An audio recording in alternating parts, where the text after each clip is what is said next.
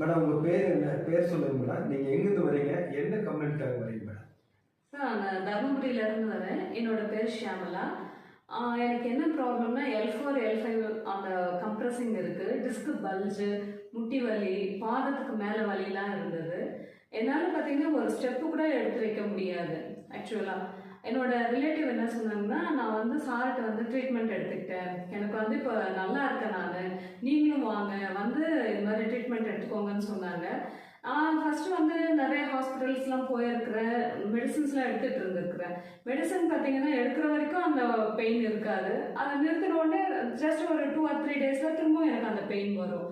இப்போ வந்து ஒரு 5 டேஸாக தான் வந்திருக்கிறேன். ஆனால் எனக்கு வந்து பார்த்தீங்கன்னா ரொம்ப நல்லா எனக்கு அந்த ரெக்கவரி எனக்கு தெரியுது. சார் வந்து அந்த ஃபிசியோதெரப்பி அவங்க கொடுக்கறது வந்து ரொம்ப நல்லா பண்ணுறாங்க. நிஜமாக இந்த அளவுக்கு நான் எதிர்பார்க்கவே இல்லை. எனக்கு இப்போ ஓரளவுக்கு நான் பெயின் அந்த ஒரிஜினல் பெயினே இல்லாத அளவுக்கு நான் இருக்கிறேன். சார் வந்து இன்னும் ஒரு 10 டேஸ் வர சொல்லியிருக்காங்க.